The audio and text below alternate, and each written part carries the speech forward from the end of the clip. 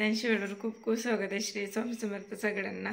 तर सकाळचे 5 वाजले, 4:30ला उठले. मी सगळं आटपून झाले, चहा वगैरे पिऊन, आणि आता करते स्वयंपाक. कारण आज सकाळी मला 6:30 पर्यंत ऑर्डरला पोचायचं, ते पण उमरेडला. आणि पहिला ऑर्डर आहे, म्हणजे एका वेळेस 3 ऑर्डर कधी घेतले नाही, तर थोडीशी मनात कुठेतरी धगधग पण चालू आहे.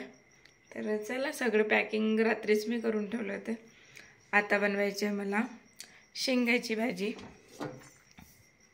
त्या पण आत्ताच मोडल्या मी, कारण रात्री भरपूर लेट झालते, उशीर. आणि आता सगळं पटापट आवरते, तुमच्याशी कंटिन्यू करते. तर इकडे सकाळची घाई होती, सगळं झाडू पोछा करून झालेलं आणि स्वयंपाकाची तयारी केली होती. तर रात्री खूप उशीर झाल्यामुळे मी शेंगा वेळेवर केल्या होत्या. आणि बहिणीला म्हटलं तू सध्या आजच्या दिवस थोडी मदत कर, तर तिला पोळ्या करायला लावल्या आणि मी भाजीची फोडणी घालत होते.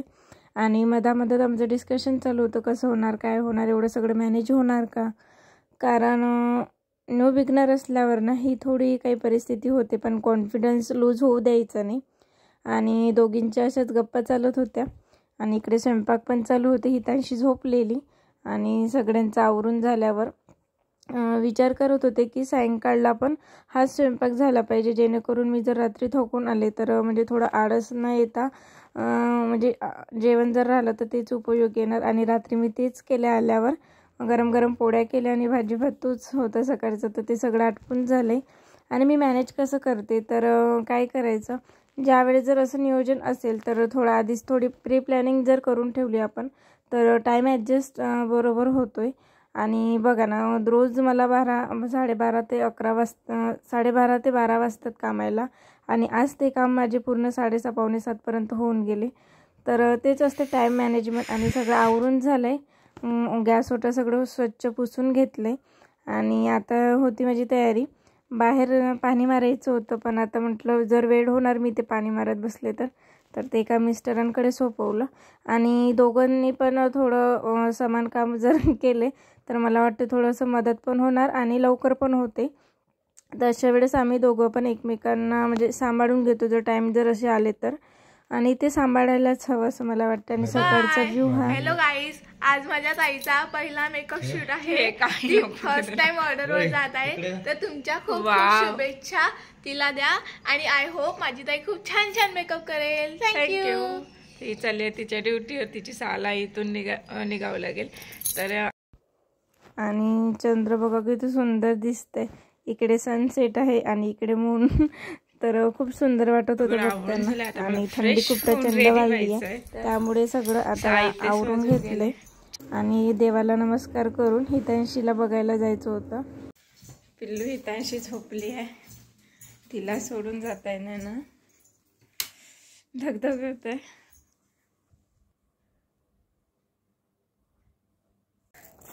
एवढं सगळं फास्ट करूनही लेट झाला. पण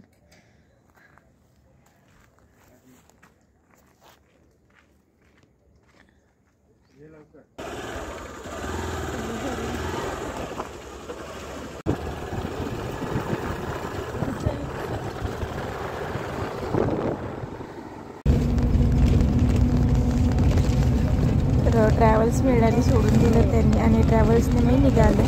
आणि बसमध्ये पण माझ्या डोक्यामध्ये तेच क्वेश्चन चालू होते की टाईम ॲडजस्ट होणार का.